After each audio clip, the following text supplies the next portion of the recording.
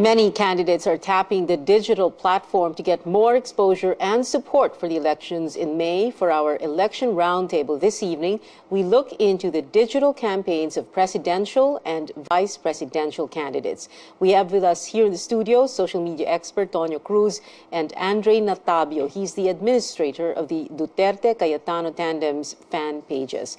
Good evening, Tonio and Andre. Thank you very much for joining us. Good evening. Okay, let's begin with this, Tonio. Let's get an overview first of the digital campaigns of the candidates. How seriously do you think they take this digital campaign? Well, the campaign is entering its first month in the next few days. But we have yet to see anything novel, anything new. The candidates are depending mostly on the ward system, the old ward system. Ward system meaning? Example, on social media? Well, social media and the internet supposedly provides everyone a new platform to organize people. But that objective or that promise is a promise unfulfilled on the part of the candidates. So all the focus of the candidates are into going into the provinces, visiting their allies, shaking hands with the governors, with the mayors. So as far as digital is concerned, there's no concerted effort, there's no visible effort to transform likes into precinct-level, voter-targeted efforts. Any candidate could boast of having more than 1 million likes, but that would be meaningless at the polls because they wouldn't know who are their voters, where do they live. So there's a deficit between the promise and potentials of social media and digital and what the candidates have been doing. For example, in 2008 and 2012, when President Obama ran for office, it was less about social media. It was all about setting up digital organizations based, for example, on interest, based on locality. So President Obama had a way to contact people in specific places. So they know voters were targeted. So at important junctures of the campaign, Obama was able to mobilize his supporters. And we don't have that here in the Philippines, where you have a strong digital campaign that will eventually make sure that you translate those likes into votes, actual votes at the precinct level. What we have here are, okay, so they have a new ad, they have a new campaign ad, meron silang attacks against rival candidates, but so they just throw it out there and then... Let's put it this way. The 2016 elections could have become an opportunity for an insurgent candidate not to depend on the political dynasties and show to them that we could win. We could win without the political dynasties and the political families dominating the country. Well, sadly, they limited digital to being an adjunct of their marketing, advertising departments. And that is very sad. For example, Mayor Duterte has one of the most visionary plans for the country, federalism. But his campaign hasn't rolled out details. Okay. So those who support Mayor Duterte for president are left on their own. They create memes, whether true or not, because the Duterte campaign doesn't have any strategy. Well, seated to your right is Andre Natabio. He's fan page administrator. Do you agree with what Tonio is saying? Well, the main purpose of creating our pages is to inform those supporters who don't have access with the latest news, because, well, we have to admit not every news is being broadcasted in major networks. I would state an example like the opening campaign. Lahat halos ng candidates doon ay binanggit yung platform of government. Yung sa amin hindi. Yes, it was covered, pero may isang major networks wherein hindi masyadong nabanggit yung platform. So you see digital campaigning, the social media, well, Facebook, for example, as a way by which you can Yes, we can communicate our supporters. And also, since wala kaming fund, yung Duterte Cayetano, we don't have enough fund for TV ads or radio ads. That's sa amin, yan yung way para ma-inform yung mga supporters namin what are the platforms Oo. of our candidates. Dahil fan page ito, no? This is not a parang formal part of the campaign. Diba? Parang volunteer lang kayo eh. Yes. Right? So it's not like the Duterte Cayetano campaign called you in and organized you and, okay, this is our message, ito ang strategy natin. Hindi ganon. No. Me, I'm a volunteer. I work in a BPO company. Sa page namin, we are composed of like more than 10 admins in our pages. Half of it is in the Philippines. Half of it is located mga OFWs. Lahat kami nun puro mga volunteers. So volunteers, We're oo. not being paid. We're Yeah. not being You're not being paid or, well, allowances more at all. importantly, you're not taking instructions, directions from the campaign. Yes. So, okay. So, ito nga yung sinasabi ni Tonyo, di ba? This is what you're saying, na we have all these campaigns that don't really harness the digital platform in the, I guess, correct, proper Well, way. the candidates should be happy that their supporters are volunteering, are liking their pages, but nothing concrete is coming from the campaigns. Right, Like, right. what are they going kasi to ang do for tanong the ko sa last kanya, 60 days? may direction ba galing sa kampanya? Wala naman talaga.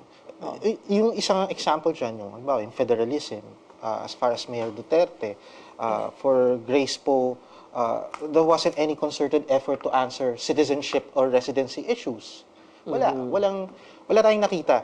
Pero more than that nga, there are many missed opportunities on the potentials of digital, not just social media. Kasi even the major networks have their own digital operations. So the candidates shouldn't be afraid that they won't be covered. Based on CNN Philippines monitoring, all candidates, presidential and vice presidential, have their own official Facebook and Twitter accounts. Duterte and Cayetano have the most number of social media accounts. Jay, how many are there? Do you know? Or Well, the volunteer pages, there are more than 50, to be exact. Yeah, more than Okay. 50 pages. Sa sobrang dami, mahirap i-monitor din. Pero, yeah. and lahat kayo, you have never been called or the campaign has not communicated with you. Walang ganon. Yung iba nakakausap namin because, of course, there are some info that we need to kailangan namin i-consult sa kanila. Let's say, for example, yung campaign materials, may mga pinopost kami about doon. We have to follow the rules of COMELEC. So, we consult from PDP Laban. Regarding sa platform of government, pinopost namin doon.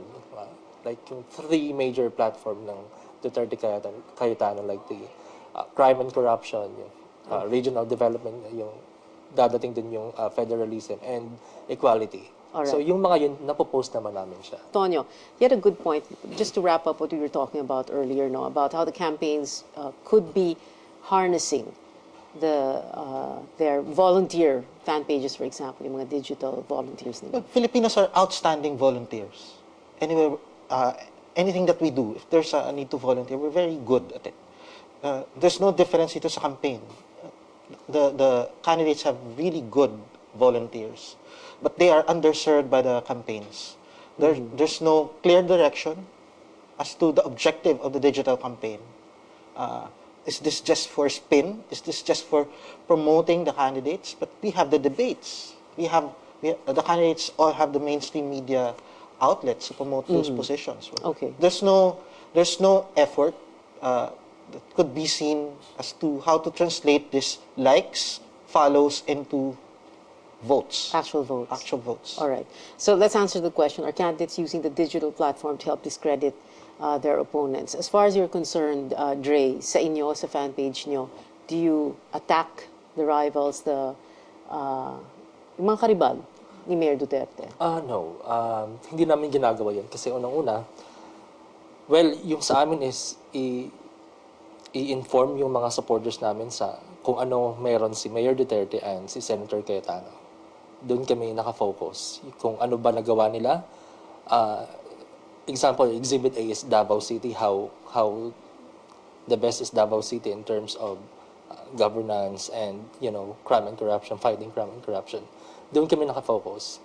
Well, siguro sa ibang tandem, may mga, like me, may mga nakikita kami online na, alam mo yun, yung mga profile Facebook pages na parang bagong gawa lang, within like 1 to 2 months pa lang na ginawa, na ina-attack yung mga, ano namin, mga post namin sa mga pages. So sa amin, no, we're not focused on that. We are focused on the platform of our candidates. Tonyo, talk to us about negative campaigning. Well, the administration coalition is the expert in demolition jobs online and offline. They first did it to Vice President Binay, online and offline. And the efforts continue. And then they shifted to Senator Poe. And then for a while, the administration is tangling with Mayor Duterte. The administration, we have to remember, is the single most powerful party in these elections. They control so many things, and they could do so many things. And they've been training their trolls in digital operations for the past 5 years. So we see that on Twitter and on Facebook. They even have their own phantom blogger to promote certain lines of attack against candidates. So I think our biggest problem regarding negative campaigning is the administration. The other candidates don't do such a thing. Well, for example, let's go back to Mayor Duterte. It's simply untrue that the Duterte camp is not attacking the other candidates. We could see so many memes coming from the Duterte supporters. For example, comparing Davao with Makati and attacking Mayor Binay, Vice President Binay. So those memes exist, and they are being promoted because, going back to the first point, there's nothing to promote. There's nothing official to promote. It would have been better if the Duterte campaign released like this a plan. This is our message. This is what you're on release. federalism. We would like this message. This is how it would roll out in the first 2 years, the next 2 years, and then final 2 years. But nothing. Okay. So sayang yun. are all the other campaigns doing that? Are all the other campaigns of all the other presidential and vice presidential candidates doing that? Rolling out their platforms on the digital sphere? Generally, unimpressive yung mga social media operations. Unimpressive yun. Pero yung negative campaigning, impressive. Ganun. Impressive yung negative campaigning. Di ba, nabanggit mo na, may trolls, di ba? Meron pang ang bots, there are so many things that you can do in the digital sphere. Do we see that happening? All of that? Is that Across what's all the going on? campaigns? Yeah, across all the campaigns? No. No. It was, let's remember, former Secretary Mar was kulelat for so many months. He never led the polls. He has never led any poll except the Liberal Party poll, the Liberal Party survey. So he had more to gain from demolition jobs. And the demolition jobs continue, and I think it wouldn't end until they see Mar Rojas, until they see the public forget everything, and Mar Rojas becomes number 1. All right, final brief words. Andre, you first. Well, isa lang yung mensahe ng Duterte Cayetano. Number 1, yung sa platform government, yung crime and corruption. Number 2 is yung federalism. And number 3, yung equality. The reason why nandito kami sa social media is because nakikita namin na hindi lahat ng news ay nabobroadcast sa mga major TV networks. Yun yung dilemma namin. So, social media is here to help promote our candidates ng mga impormasyon na dapat ay malaman ng tao. All right, Tonyo? Well, the candidates still have like around 60 days to show us, to impress the nation as social media capital of the world. And we have this lackluster, unimpressive campaign in the digital space. We'd like to see more from the candidates, how they use the internet technology in creating new organizations of voters so that they wouldn't be dependent on the traditional politicians and political dynasties. That's where the money is right now. Digital presents so many opportunities for an insurgent candidate with an insurgent message. It's for them to seize this new arsenal not just for spin. That's the easiest thing to That's do. the easiest thing to That's do. the easiest thing to do. Yeah, yeah. The harder thing, of course, is to translate all that support in the digital space into votes, actual votes. Thank you very much for joining us, Andre Natabio. Thank you, and Tonyo Cruz. Maraming salamat. And thank you for coming to this Election Roundtable.